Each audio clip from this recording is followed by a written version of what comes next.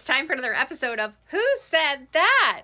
The political game show that no one asked for, no one needed, and where no one wins. Kind of like this timeline. Just a reminder of the rules for everyone playing at home, there are none. Just drop your answers in the comments. Let's go! Starting off with kind of a tough one here.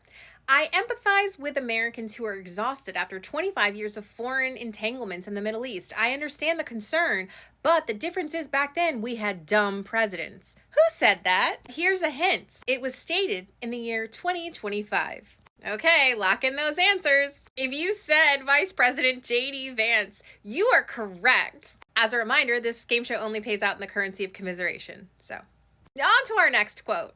We're trying to lower the temperature of global conflict while simultaneously kind of raising it here in order to lower it. Who said that? If you guessed Republican Representative Pat Harrigan of North Carolina, you are correct. And you must have some sort of secret Dakota ring. May I borrow it? Every time America is on the verge of greatness, we get involved in another foreign war. There would not be bombs falling on the people of Israel if Netanyahu had not dropped bombs on the people of Iran first. Israel is a nuclear-armed nation. This is not our fight.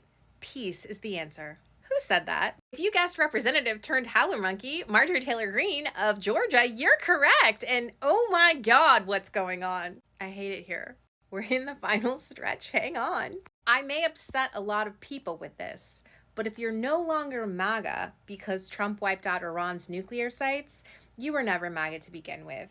Who said that? If you guessed Barron Trump, you are only partially correct because in fact, it's actually all of Republican Twitter. They finally got a hold of their talking points. So if you said any one of these people or anyone that's spouting this kind of rhetoric, you are correct. God have mercy on your soul because it means you're on Twitter and that place is a dumpster fire.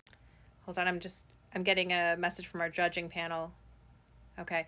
Point of clarification, Trump did not wipe out Iran's nuclear sites because there were no nuclear sites in Iran. Seems like that's an important thing to know. On to the final quote of the evening. This answer is worth absolutely no points, just sorrow and regret. Like my soul on this timeline. Help. Terror cells and outlaw regimes building weapons of mass destruction are different faces of the same evil.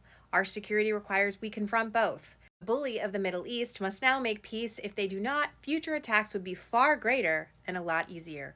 Who said that? Oh, I'm sorry. That was a trick question. That was actually two presidents, George W. Bush in 2002 and Trump in 2025. Both of them lying about weapons of mass destruction so that they can insert themselves into a foreign conflict, escalating the violence to distract you from the shit economy and everything terrible they're doing here. Can't believe that plot point is working again. This has been another episode of Who Said That? If you need me, I'll just be soaking in a bath of hot lie.